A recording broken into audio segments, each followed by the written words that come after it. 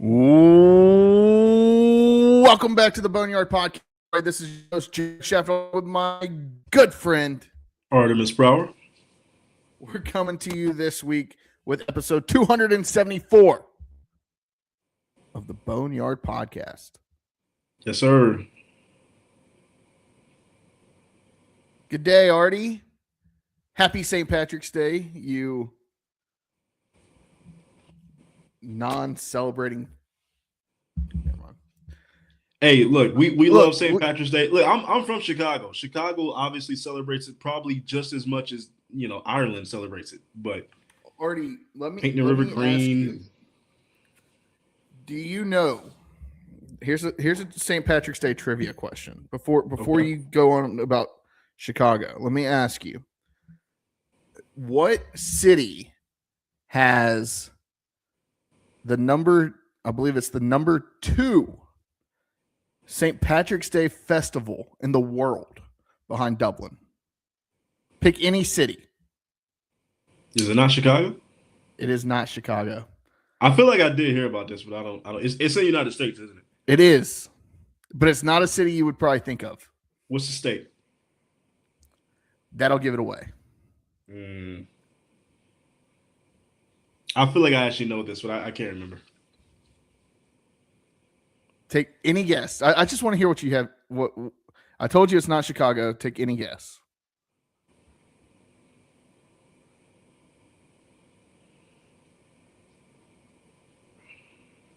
Boston? I don't know.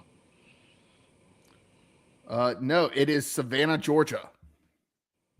I did hear that. You probably told me this. It is. Yeah. It is. St. Patrick's Day in Savannah is an absolute banger. I've been once, and it was we had the time of our lives. Well, Savannah's just a good time, regardless. It is. Maybe I can't even say this now. I think it's the most underrated city in the South. I could live in Savannah. Beautiful city. Had a great time. The one and only time I've been to Savannah, had a great time. Got to get back. We go about once a year, and if you wanna talk about drinking stories, I've got some of the best ones that I've ever had from nights in Savannah, Georgia, on multiple occasions. Mm-hmm. So I got engaged. Yeah, it is right at the fountain. Right there. Hey, all right, Artie. Yeah, you were talking about Chicago. Did you pour any dye into like the bathtub or something to act like you were in Chicago? Absolutely not. No. But to all my fellow Irishmen out there, to all those who celebrate, happy St. Patrick's Day. Happy St. Patrick's Day. And no, Artie is not a leprechaun. He's just short. All right. Artie, episode 274 of the Boneyard Podcast, brought to you by Roback. Use promo code Boneyard20 for 20% off your entire first order at roback.com. There's some really nice stuff out there for the Masters. Some nice Easter shirts. It's golf season, so go get you something from Roback. I'm itching to play some golf. Artie, you and I need to get out there soon. Yeah, we do. Episode 274. Do you have a 74 for me?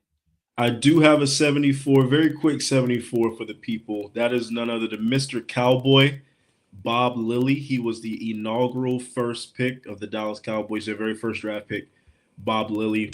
Also, Hall of Fame defensive tackle who went on to later define the position. So shout out to Bob Lilly. That's my 74 for the week, Mr. Cowboy.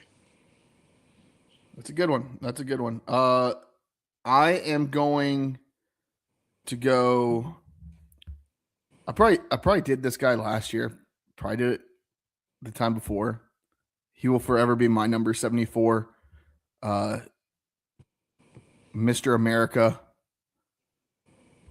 Jacob Slavin. Oh, yeah, you've definitely done Slavin. The number one defensive defenseman in the world. Like, He is the best shutdown defender in the game of hockey in today's age. And it's a shame that they vote for the Norris Trophy, and when they do it, they look more at like offensive metrics.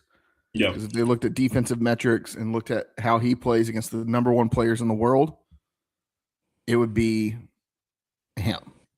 When Team USA in the gold medal game needed somebody to shut down Connor McDavid, they went to him. Nathan McKinnon, they went to him. Because he is the best shutdown defenseman in the world. So, that's mine. Jacob Slavin, number 74. That's a good one. All right, Artie. Not much going on now. Yeah. Basketball's over. We can ride off into the sunset on that one. It's just spring sports, baby. Just spring sports. The spring schedule's out. ECU students are invited to the ECU football practice on March 27th. Check-in starts at 5:30. Free food, giveaways, meet the Pirates, raffles, all that good stuff. First responders are invited on April 3rd.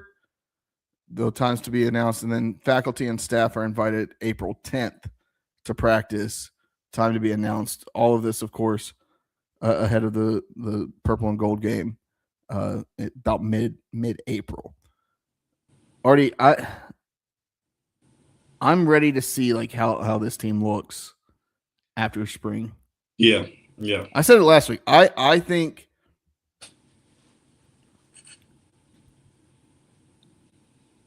I don't think like it's that tough of a conversation to say, hey, this team should be one of the top 3 teams in the conference this year. Even with all the replacements. I was about to say, even with the replacements, if they're trajecting upwards as they should be, right? Because you're in a state where it's plug and play anyway, right? You're gonna lose a lot of guys every year, whether they're graduating or going to the portal. That's just what it is. So it's gonna be plug and play every year until there's another shift in college football. So I think with our schedule, with the way it's lining up, even with the non-conference, yeah, we should be all right. We should be looking okay. Yeah, I think we'll be fine. Maybe I'm biased. I'm very high on the Pirates. Very high on the Pirates. All right. We talked about men's basketball last week. They're done. Dunzo.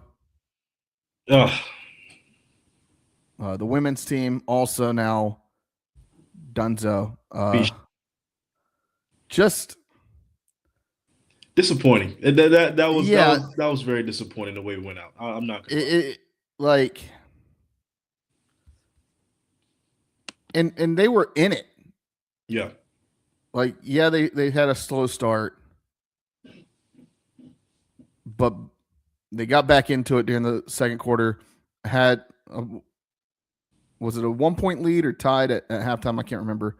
I know one app was saying one thing. I can't remember what the actual score was, but it was tied. It was tied. I remember it being tied, and then like one of my apps was telling me it was not tied, and I was like, wait, did I miss something going into halftime? But anyways, you're up or you're tied at half after a slow start. You lead quite a bit through the third quarter, but it's still a tight game. And the fourth quarter, you just can't get anything done. And we've seen that a couple of times from this Pirates team is when it gets late in a game and the pressure kind of ramps up. Not to say that they couldn't like step up to that pressure, but in those big moments when they needed to get a couple more baskets, they couldn't do it. Right. It seemed like something just fell apart during those times. I'm thinking like the Rice game. I feel like there was maybe it was the other North Texas game earlier in the year. Just a tough way to go out. And being so close too, because I mean you started in the semis, right? So I mean obviously you got to win two in a row to get to the dance, and they would have had to have won the conference championship to get there. But man, that's just a tough win. You would like to see it end at least in the final in the conference championship. You lose to the eventual conference champion, and okay, that's something I can be okay with. But losing to UTSA, now they did go on to win the whole thing, but it's yeah, it's tough. Those teams in Texas this year are no joke. yeah. Rice, North Texas, and UTSA all had pretty good seasons. When you look at it, North Texas probably had, like, yes, they didn't have the record that Rice did, but when you look at some of the wins that they had wins over ECU. They had a win over Rice, Mm-hmm. and to me, looking at it, they look like on paper the best team in the conference, but the games aren't played on paper. Cool. So, and it showed. They were there in the semis. So, all in all, disappointing, but we've seen Kim McNeil get this team and what she's done with it. Yes, there have been years where it's been maybe more middle of the road, but she's consistently had this team in the top 25% of teams in the conference. So yeah, I would just say I agree wholeheartedly. She's got this team consistent. There's stability on the women's side. Yeah, we may not be going to the dance every single year, but you can now grow accustomed to this team competing and having a chance to win the conference, having a chance to get to the dance. That's not something we were saying before Coach McNeil got there. So kudos to her. Kudos to building this program to a standard. Like there's an actual standard. There's an actual floor. There's a ceiling, and that's to her and what she's built there. And now if that can rub off on the men's side, that would be great. Yeah, I'm not holding my breath, Artie. I'm just not. I'm not there yet. But let me ask you. I'm kind of going off script here, Josh. Mm-hmm. This is one of my questions that I posed to you, Artie. If you had to rank right now, given where everything stands in ECU athletics, we're ranking the top 4 sports, the main sports at East Carolina: football, baseball, men's basketball, and women's basketball, right? If you had to rank the head coaches, and I think we've done this before, and how much you trust their ability to succeed or get to that next level, whatever that may be in their respective sports. I think ECU, okay, they're competing for conference championships in football, maybe an outside chance at a college football playoff. Basketball, men's basketball, okay, we're looking at maybe getting into the NIT at some point. Yeah. That's a good season, man. Look, if we get to NIT, I'm actually very, very excited and proud. Women's getting us to the NCAA tournament, and then baseball getting to Omaha. How confident, how would you rate each coach that is in the current position and your confidence level to get there? Well, for me, number one's easy, just because of the track record, and that's got to be Cliff Godwin. Okay. With baseball, just because we've done everything but get to Omaha, I feel like it's just a curse at this point. It's not even Godwin, it's not the program. We're just, for some reason, there's a curse on ECU baseball. We can't just knock down the door. He's literally done everything you've got to do to get there. He's a proven commodity. So I got to go Godwin, Godwin 1. I'll go Coach Kim 2, just because of what she's done, what she's proven so far as her tenure as the head basketball coach in women's basketball. I'd go Harrell 3, and then I'd go Schwartz 4. Okay. Now, Coach Kim and Coach Harold, they might be swapping after the next year or two. We'll see. Because football is on the up and up, and that is the moneymaker at ECU. We all know that. But I would.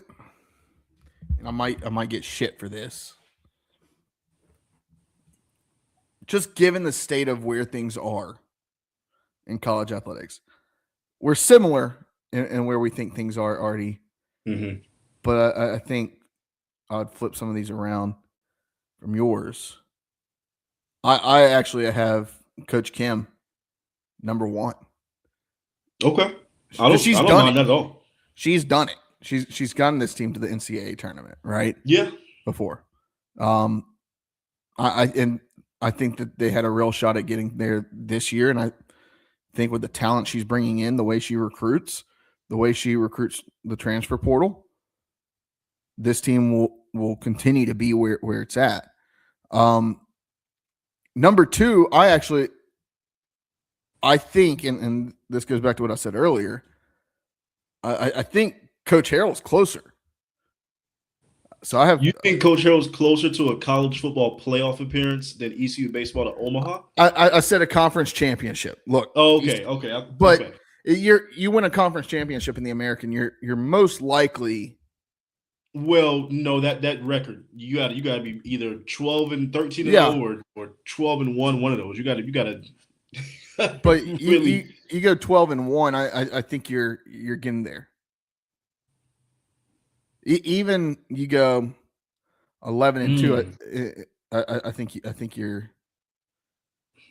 I'm so cautious with ECU football. I want to be there with you. I really want to be there with you. But like I'm just so cautious on the program. The next step, Artie, is a conference championship. We got to get there first. We've been saying that since 2020, since we started the podcast. I know that's the next step, but I have as much faith in Blake Harrell doing that than I at this point. I think I have more faith in that than ECU baseball. Well, that's because you probably think there's a legitimate curse on ECU baseball. That would be the only reason. Yeah, like you just think there's an actual hex. I mean, well, when you've been 90 feet away, or the things that have happened to ECU baseball to keep them out of Omaha, and I just see it. Like last year was a down year, and we chalked it up to young age, and then this year's not going great. I don't think anybody's like underwhelming, super happy with how ECU baseball is performing right now. So just looking at like last year and this year, I feel like those two programs are on opposite trajectories.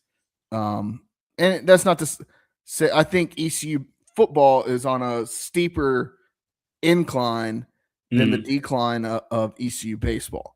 That's not to say that ECU baseball is a slouch by any means, but it is to say I think that ECU football is having a quicker rise and has a better chance of winning conference championship than getting to Omaha. I can see what you're saying. ECU football is gradually rising, right? Baseball's kind of plateauing a little bit. It's kind of even kill, kind of just flatlining a little bit. I can see the point you're making. Like we'll probably go on a run, go deep in the conference tournament, maybe win the damn thing again in baseball, get into the NCAA tournament as like a 2 or 3 seed in a regional, and then now we have a chance to win a regional. We took Coastal to the brink last year, couldn't get it done. I think it's going to be a much similar season to last year, but I would not be surprised if East Carolina football is playing on December 5th this next year. God, I'd love to see it. I'd love to see it. Because that's the one of all the programs. I mean, obviously, that is the one that needs to break down the door. Because that's the one that's going to bring all the eyeballs and all the attention and all the money. So, could you imagine a conference championship game inside Dowdy Ficklen Stadium? Yeah. Just absolute pandemonium. As long as the kids don't leave at halftime for that one. They wouldn't. I don't think that they would. And then, of course, last.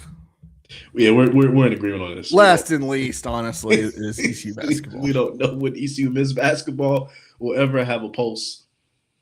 That's all right. Like, they're not. I don't even know if setting the like bar at NIT is where we should be. Like that might be too high. Yeah, maybe NIT like the semifinal or like the final, like the championship game. Just get into the tournament for Pete's sake. You missed the whole damn conference. Just get into the conference tournament. Can you make it to the conference tournament? Yeah. Yeah. I would just like to quickly add, really quick, that the hope that we have in baseball, we'll get to it in a second, but they aren't even ranked in the top 10 on Carolina Clash right now. Those guys, I don't know if those guys really know what they're talking about. I mean, but still,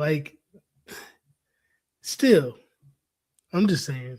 A lot of times, that's the thing, Josh. East Carolina is the school that everybody gets their clicks off of because we're one of the only ones that has a fan base passionate enough to actually call people on their bullshit. Just like our boy JJ Kitchens up there in Pittsburgh when, all of Pirate Nation came for his throat when we offered to have him on our podcast. And we still ain't heard back from JJ, man. We love to hear from JJ. I think he shadow blocked us. And I finally gave up trying to get in contact with him. No, I think a lot, because you'll see that. Like, you'll see that. People will put, like, oh, here's the program that should be the next programs that should get to come to a power conference. And then they'll throw in, like, an App State over us. And then they'll be like, yeah, all right, get the hell out of here. They're rage baiting people. Don't fall for it, Pirate Nation. No, I don't know. I don't know. I'm not convinced. Hell, the biggest alumni at App State wants them to go back to FCS. So I look. They've got a lot more eyeballs than we have the last few years. They've got a. I don't know. I once again, I think they're on different trajectories. I think App State is going to settle into being a middle tier. For our sake, that needs to happen. I think things will come back down to normal for them, and they're going to be a team that finishes fourth or fifth in the Sun Belt consistently. Maybe has a top 3 year. Or we can just prosper together. I don't pray on App State's downfall. I'd love to see them. No, yeah, sure, go Mountaineers. But in no world do I believe that App State, and somebody can clip this, I don't care. In no world do I think that App State has more promise in football than East Carolina. I know that sounds crazy, just given the results of the last 3 meetings, but they've just made bigger splashes in the college football sphere. Yeah, but when you look at right? those, like when you say App State, you think about the monster, the giants they've slayed, right? You think about them hosting a college game day. You think about they are the little which guy is once again, which is bullshit that they did, that they hosted it, and then they beat a bad Texas A&M team. That's true, but they beat them in their building. They went to A&M and beat them in their building. That's like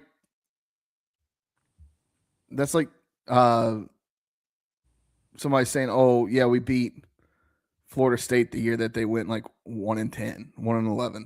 But it's name recognition. You went in their building and you beat them. It matters. It does matter. I know you don't want to think it that way. But that's fine. It does matter. But I don't see it like that's the thing is like the couple times that we were known for doing that. Like it wasn't like crazy when we did it because we did it all the time back in the day.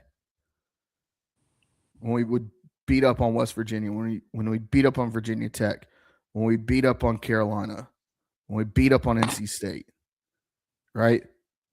We were known for that. That was ECU football, baby.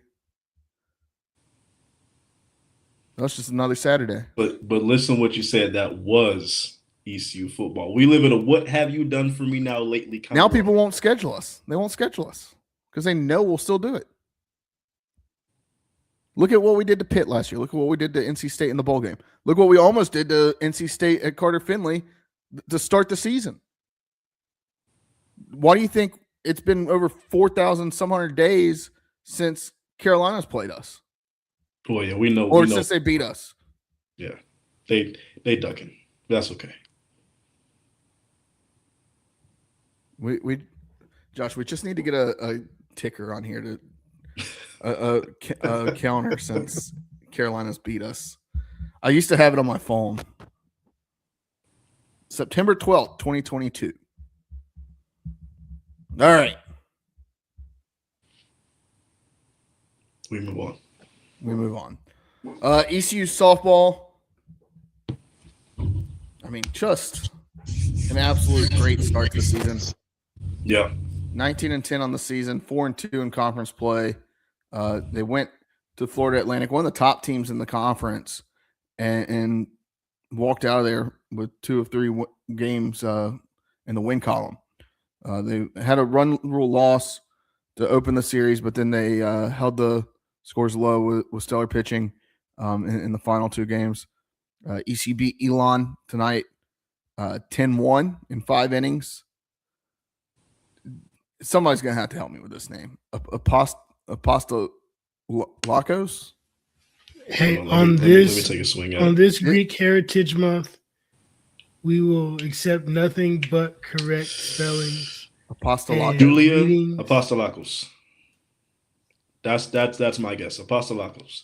Is it Greek Heritage Month? It is. March is always Greek Heritage Month. Look, I don't know. I know it's like Women's History Month. I do know that. Shout out, ladies.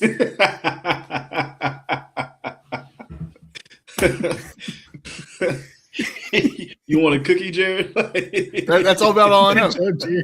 I know like 3 of the months. Everybody has a month now. What's the third month, you know, Jay? What's the third one? Well, I know what February is. Okay, I said the third one. I gave you that one. What'd you say? I gave you that one. So what's the third one?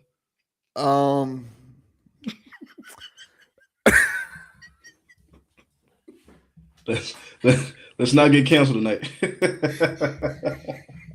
I believe June is no. October's breast cancer awareness.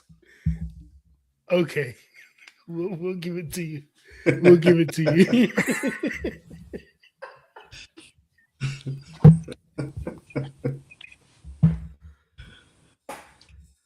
I love it. I'm trying to think. No, just move on, brother. I don't know. I'll be here all night. That's one of those things that I'll be thinking about while I'm editing the podcast. Like, Jared, why are you like? Where's your brain at? All right, where were we? Oh, Greek Heritage. Yeah, Julia Apostolakos, 3 wins in her last 3 games. Next series in conference play is against Memphis. They're 7-19 on the season. They're going to play Oklahoma, one of the premier programs in college softball tomorrow. So go ahead and probably chalk it up to 7-20. Pirates return home for the next midweek game on March 25th to play 15-8 Stanford as they make their way to North Carolina for their ACC swing. Not a bad draw coming in. Yeah. Big name school. Yeah. Keep on. We got to get Courtney on to talk softball. Yeah, we should. We should get Courtney back on here. November is Epilepsy Awareness Month, Josh.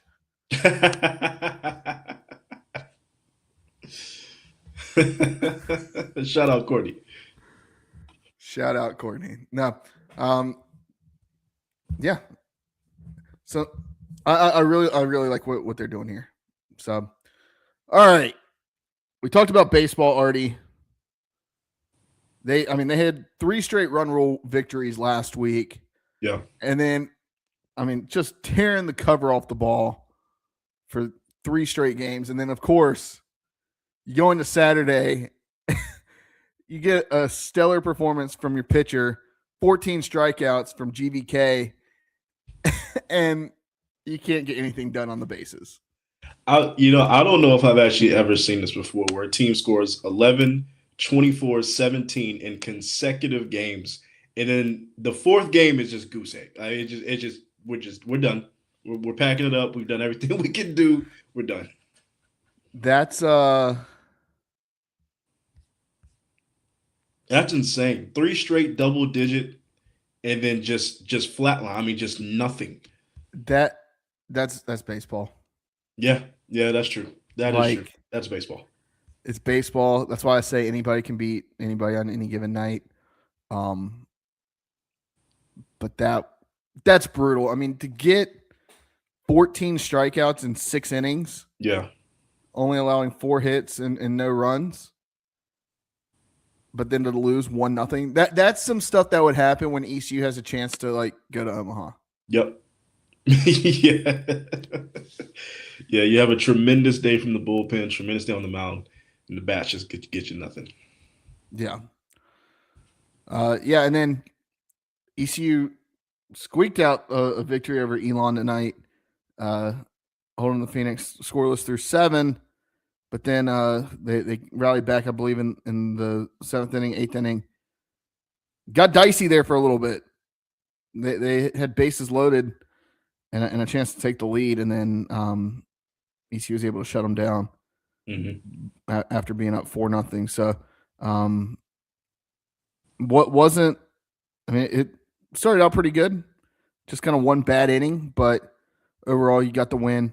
And then you move on and you start conference play this weekend. Yep. ECU will play University of Alabama, Birmingham, UAB. UAB is what? I believe they've got a pretty good record right now, right? They're 13-8. Yeah, not bad. Not bad. They've just like us. They have honestly, I don't think they've played the same kind of schedule that we have so far. We've played some pretty stout opponents, so I would like to see where we're at. Just looking at it, let's see. Yeah, and that series will be at home. But yeah, really the only team they've played this year played Auburn about a week ago, or I guess a week ago tonight. Otherwise, they haven't. They played Cincinnati. Not a big deal. And then, they also played Florida, which they beat Florida in game 1 to start the season. So, but that was way back in the record hasn't been that great to them since then. So against honestly kind of subpar opponents. So yeah, should be a good weekend. Get out to Clark LeClaire. Yes. And weather's getting warm. Should be nice out there. Get outside. Go support these Pirates. All right. What's next? Gambling corner. Okay.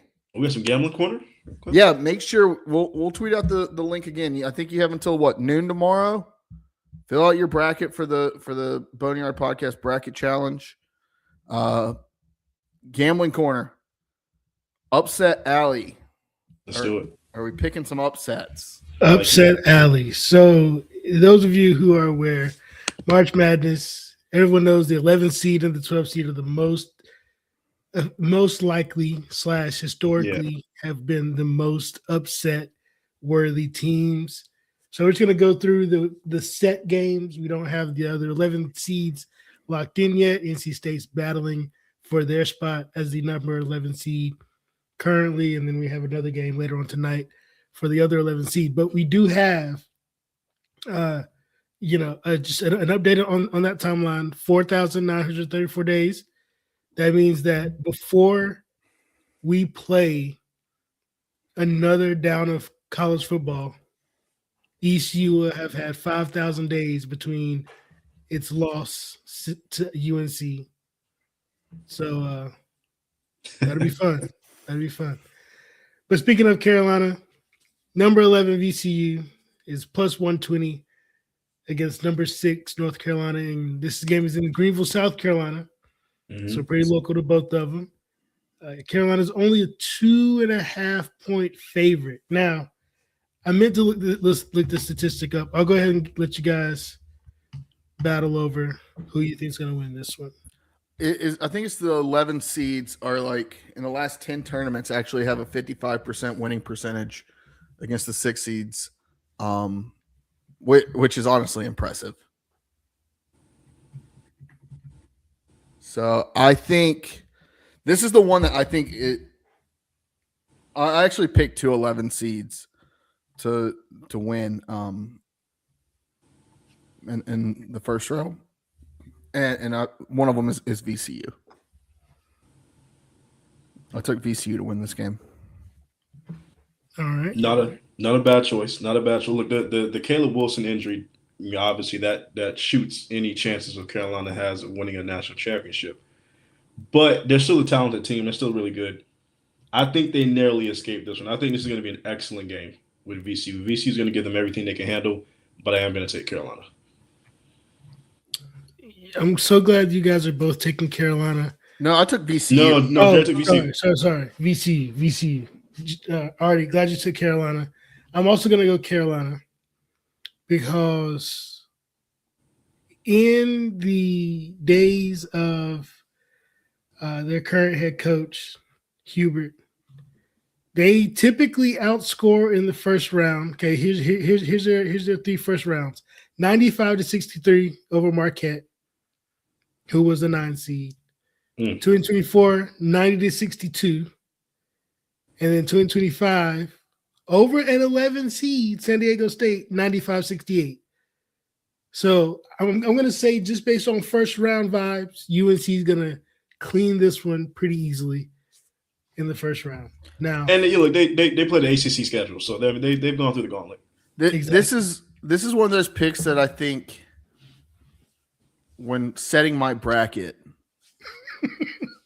I was like, okay, this just feels like a win for VCU.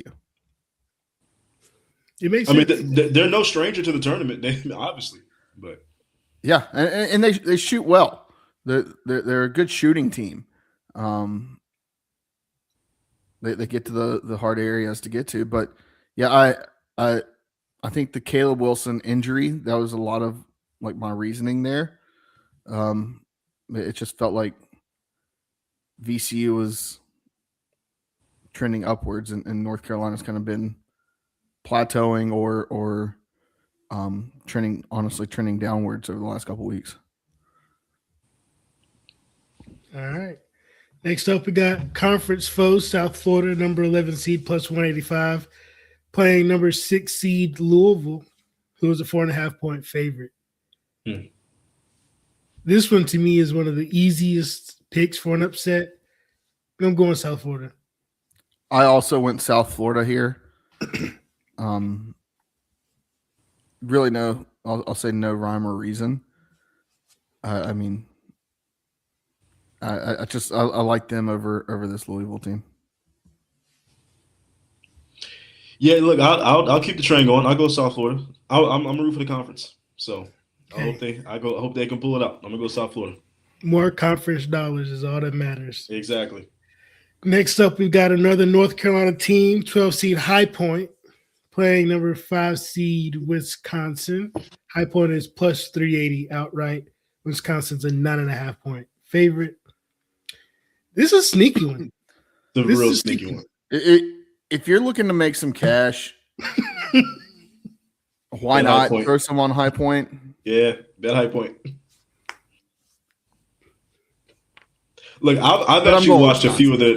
I've watched a few of their games. High Point is really good. High Point Yeah. is good, but I know it's Wisconsin. I know they're going through a Big Ten gauntlet. They're a 5 seed. I wouldn't be shocked if Wisconsin wins this game by 20 plus. I really wouldn't. But I'm going High Point because that is my dark horse. I'm gonna die on the Panther Hill. I'm going High Point Panthers. I don't think I have High Point selected in any of my brackets. But for this right now, talking money, going High Point.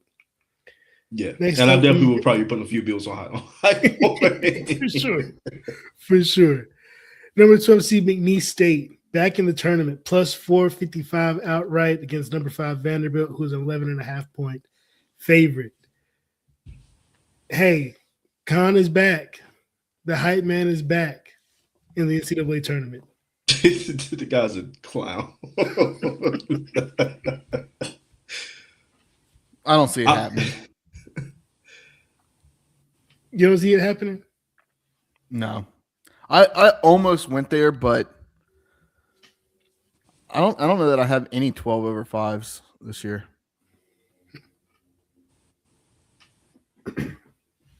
Yeah, I don't see it happening either, though. I don't know. Like, usually you have a couple name brands in a 12 seed, like a couple names that hold or carry weight. Mm-hmm. McNeese State without Will Wade from last year and the magic run that they had, they don't do it for me, and neither does Akron or Northern Iowa. My sleeper team for this entire tournament is St. John's. Yeah, and I'll say the fact that McNeese gave a what is it, a student manager, is that his title? Yes. An NIL deal? No, I hope they lose. I'm rooting for them to lose. Well, then he went to NC State. Yeah, that's where he started. So yeah, no, I hope they lose by a lot. All right. So Jared, you've already made your voice known about this number 12 seed Akron against number 5 Texas Tech. Now look, the odds are closer than High Point. The odds are closer than the High Point game. And with that, I'm going Texas Tech, but how cool would it be to have the MAC have 2 teams go to the Sweet 16? Honestly, forget like the MAC has basketball most of the time. I forget the MAC has anything but football. Yeah. That's I mean, every once in a while they have a decent program in baseball, but like, yeah, that's fair. No. I actually think this 12-5 matchup might be the biggest massacre. I think Texas Tech is going to walk away easily. I think this game. This is going to look like an early November game. Yeah. Hey, it's still a pay game for Akron, regardless, right? You can look at it that way. I look at it like a funeral. Well, the last game on the list is number 12, Northern Iowa, or 12 seed, I should say, Northern Iowa, plus 440 outright to St. John's, who is a 10.5 point favorite. I believe this is my put it on the billboard that Northern Iowa will win this game. They've got some players. I have that. Northern Iowa definitely does have some guys. St. John's can't shoot. I said this last year. St. John's can't shoot. Still can't shoot. All right. They've got Patino. They've got one of the greatest to ever do it. They're not going to lose to Northern Iowa. No, I can. Coach Calipari is one of the best to ever do it. That's true. I can see them not making it to the Sweet 16, but they get out the first round.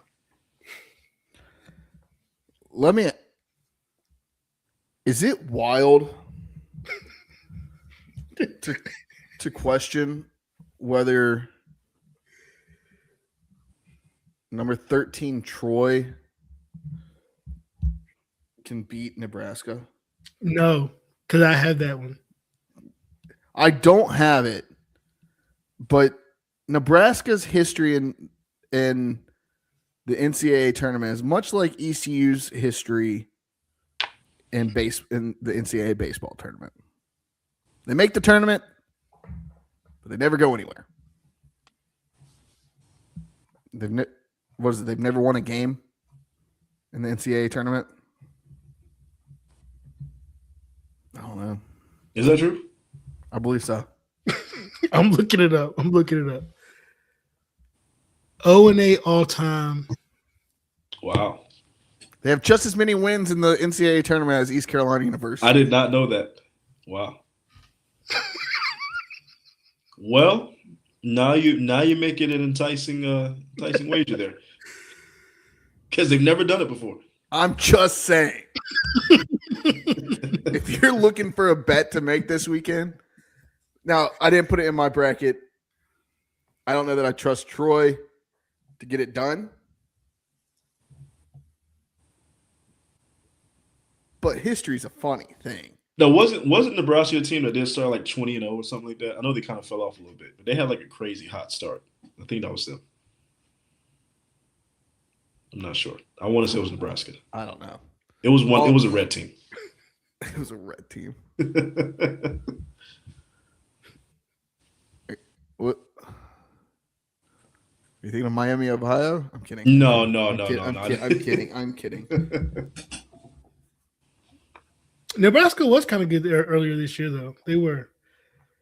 Are you thinking Ohio State, maybe? No. I thought it was Nebraska. I thought they started like 18, 20-0, something like that. And then they kind of fell off towards the latter part of the season. All I'm saying, that's a pick that I'd be looking at like, I could make some money here. What's that game going for, Josh? Let's see. Nebraska's minus 12.5. Troy's plus 650. Plus 650. Yeah, I would take that one. Yeah, I would take that one in High Point, parlay them up together. Enjoy a nice little. That could be a nice payday if it happens. Nice little Thursday night. Are we doing it? Is this the Boneyard podcast parlay? Like, I mean, I just put it in. So I mean, I did just make that. So Send it. All right, madness. Yeah, because that's a nice little that payday.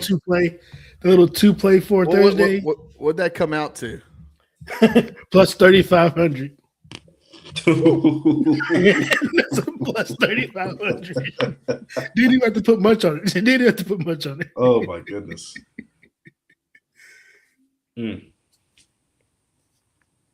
Yeah. So. All right. So we're riding. I'm riding that one. We're riding Troy, and you said High Point. And High Point. Yeah. Troy and High Point. Lock them together. Crazier things have happened. Tomorrow afternoon could be a great time. Honestly, Josh, I got it at 4,100. You got it at 4,100? FanDuel has Troy at plus 740. I don't know what your I got DraftKings, so yeah. Yeah, no. FanDuel has slightly better odds for Troy. Yeah, we'll lean in on it. Why not? Can't say we didn't try to help you guys. There you go. There's the Boneyard Podcast Bet of the Week. Make a graphic. Put it out there.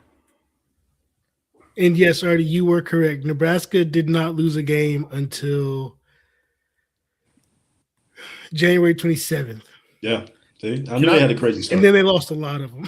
Yeah. Yes. Can I also say one of the other picks that, like, if you want to take a shot in the dark, something just feels right in my heart for picking upset sometimes. Did pretty good last year. I think I had 93% on my bracket. That Wright State just kind of looks good. I don't know. Some feels good about Wright State over Virginia. I don't see it, but I'm not saying like I didn't put it in my bracket challenge. Yeah. that's another one. That I'm but if you're a betting man, I see what you're saying. But like, if you're like, hey, like, I'm looking for somebody to pull for, I like Wright State over Virginia. That's the great thing. That's the great thing about March Madness is we can sit here all week and talk about what's going to happen, who's going to get upset, are there going to be upsets, like who's going to make it to the Sweet 16. I don't know. This is some of the best times of the year. You got baseball starting up, college basketball, golf is great right now. If you watched the Players Championship this past weekend, you know, just an absolute electric final round. Mm-hmm. Craziness everywhere. Josh, how's everything going with the NASCAR? Oh, NASCAR's going great. Just want to answer the question real quick. Nebraska lost to Purdue 74-58 in their only game in the Big Ten tournament. So take that for what you will. That was your last time out. But yeah, NASCAR's going great, man. Toyota, I told you I was a Toyota guy. Did I not say to pick Tyler Reddick? You did? Did I not say to pick Tyler Reddick? Because he went 3 for 3 to start the season. What was I seeing that everybody was mad about somebody saying that they were going to call themselves Cletus or something? Cletus McFarland? Yeah, people were mad about him online or something. Yes, because he is basically he's a social media influencer, not even podcaster. I'm talking like YouTube maker, like basically bought a racetrack, races cars, just whatever, street legal cars, whatever. Decently, moderately okay guy, right? But because Dodge is coming back or Ram has now back into the NASCAR ranks, they partnered with him, got him approved to race trucks. And so he raced a couple of races to start the season, and he's basically getting fast-tracked up to the top level without having actual experience in NASCAR. Like it's one thing, a William Byron type where he's a sim racer as a kid, but then he races on asphalt for like 5 years coming up through before he makes it to a national series. Cletus is just a guy that bought a whole bunch of Crown Vics and had Crown Vic races. and now he's here. There's a reason the cops use the Crown Vic. Right. I mean, yeah, legit. But it's just like has he earned it? Like, has he really earned his spot here, knowing how many other drivers there are that are more talented, that are proven to be more talented than he is, but just doesn't have the name recognition, And in NASCAR, it's similar to most other blue collar sports. Like, being someone who actually wins and actually like works your way up means a lot more than just being a paid driver, like a Riley Herbst or. I feel like the guy. Here's my problem, Josh. The guys that work their way up nowadays, it's a bunch of California boys that I feel like I want my guys to be racing the dirt track go-karts. What's wrong with California guys, man? They can't help where they from. Kyle Larson is a dirt track guy. Christopher Bell is a dirt track guy. He's a dirt track guy. but you don't have your old school like. You just want everybody from Lexington, North Carolina. Hey, the home of barbecue and the home of one of the homes of NASCAR. No, I don't know. I don't know. I want my guys to just have their. I don't know. They just grew up. I think I've told this story. Like, my grandfather used to sell parts for General Motors, and he took me with him when I was younger. We piled in his truck, and we drove out. Felt like we were driving forever. We stopped. We got Biscuitville. Got me a Biscuitville biscuit. And we drove to this mansion. and behind the mansion there was a double wide trailer, maybe just a single wide trailer. My grandfather knocked on the door, and none other than Dale Jr. walked to the door, and my grandfather sold him General Motors parts when he worked for AC Delco, and he was just sitting there in his mobile home trailer kitchen playing NASCAR video games. This must have been 2000 back in the day. I want my drivers to be like that. Just these like good old redneck boys. I mean, that's fine and all.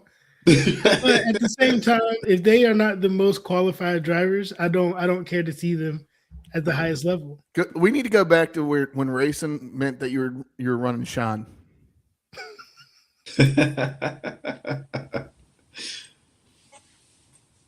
I just want to be able to see modifications on the car.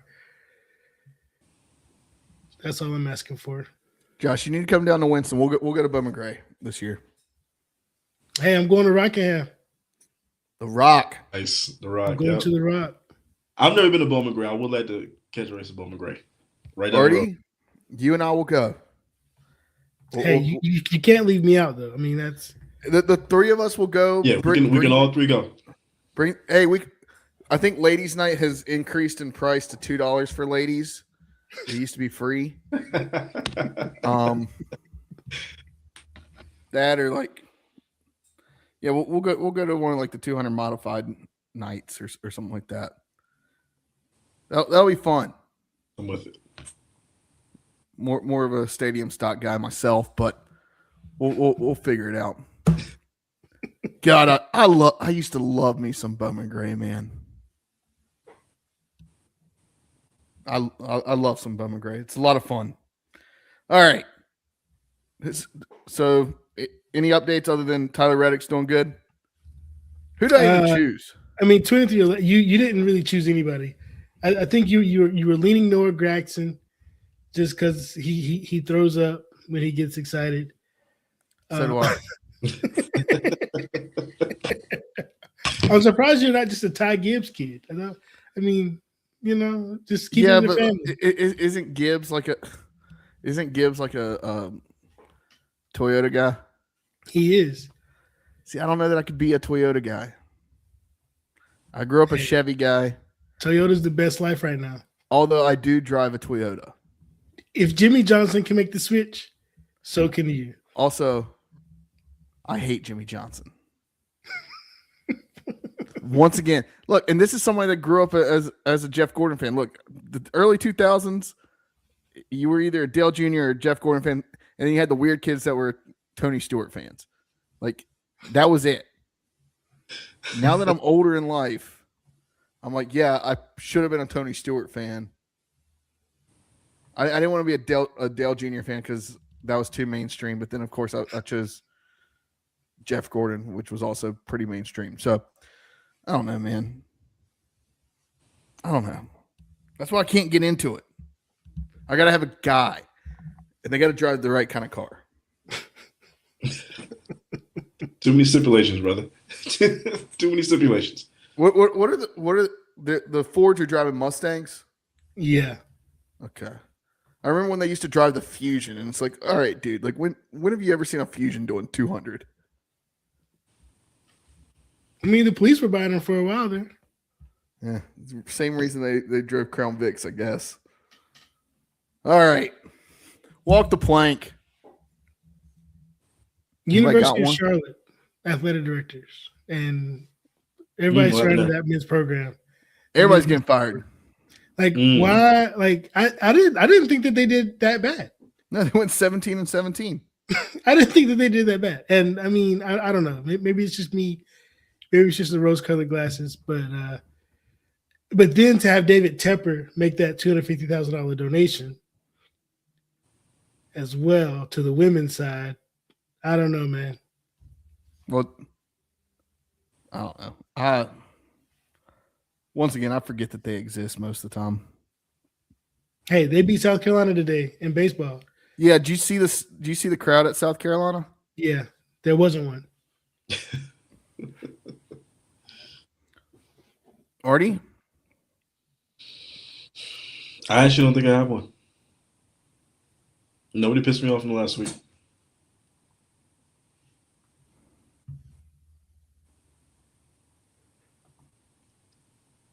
You're thinking too hard. You don't have one. I don't.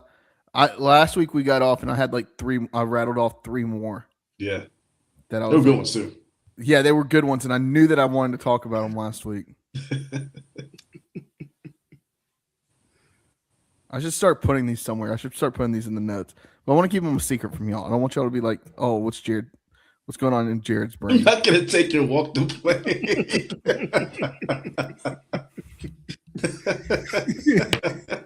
Open up the pod. First thing you say, Jared walked the plank today. I don't want y'all. I don't want y'all to leave my walk the plank before I get to say it and get it off my. Walk the plank was started so I could get things off my chest. This is true. So you can get on the soapbox. Yeah. I had 2 good ones last week too. And I just forgot to talk about them because Artie and I both thought about Miami of Ohio too. All right. Anything else, boys? Anything? No. Is the U.S. winning the final of the World Baseball Classic? I know that's going on right now. Not last I checked. I don't know. NC State's losing. That's all I really cared about. Yeah, I checked in on the Texas State game. They closed it up a little bit. It's 30-29 at halftime. Also, another walk the plank that I have. Well, it's 2-2 now. It's tied 2-2. Top of the 9th. 0 outs. All right, we ain't got my other walk the plank was Alabama basketball. Can you guys find like regular basketball players? Like Georgia football is a little explainable. What you guys got going on, this is not okay. I saw somebody trying to talk about like weed's legal in some states, and so I was like, yeah, but having a pound of weed is not legal anywhere. Anywhere. Anywhere. You are a distributor. Trust me. That's not okay. Allegedly. Allegedly, right. Allegedly. And then I love that they throw the extra charge on him, like you didn't apply like tax stamps to this. Like, no, see, that's just petty. That's just petty as hell. They're just looking for someone else. They're literally throwing shit at a wall and hoping it will stick. That's just petty as hell. Remember, they never got any of the mobsters on anything except for tax evasion. That's all they could ever prove. Yeah. There's always a wrinkle. I'm glad you brought that up, Josh. That was because they had that guy that allegedly helped his or covered up his roommate murdering somebody, something like that. Or it was some kind of somebody got shot. Something happened. Then they got the guy that came in that was like drafted 2nd round that came in earlier this year, and then you have this. Come on, Nate.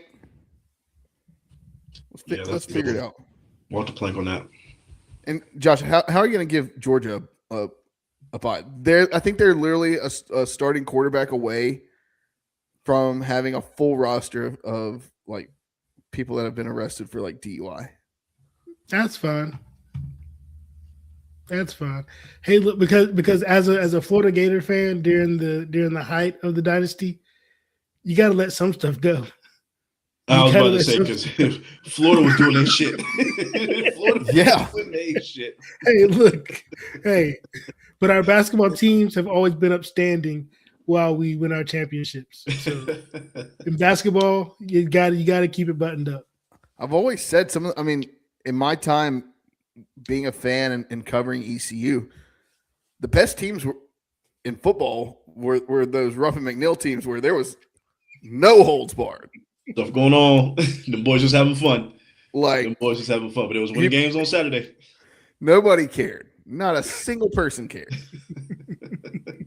Because guess what? You get a win on Saturday, charges dropped on Sunday. Probably charges dropped on Friday, then you get a win on Saturday. But hey, I'm fine with it. Don't go shooting somebody, but I'm fine with it. All right, boys. Let's wrap it up. Thanks again, people, for listening to us on the Boneyard podcast. We really appreciate you. Go check out our social media. We've got our bracket challenge posted. Join that. Have some fun. Have some fun with it. ECU's not in it once again, but we can still hope and dream. One can dream. All right. Follow us on social media at Boneyard Podcast, at the Boneyard Podcast on TikTok. Subscribe wherever you get your podcast, Apple, Spotify. Leave us a 5-star review. If you don't, Artemis. Walk the damn plank. Damn right. And then subscribe on YouTube. Hit that notification bell. That way you get notified every time we go live.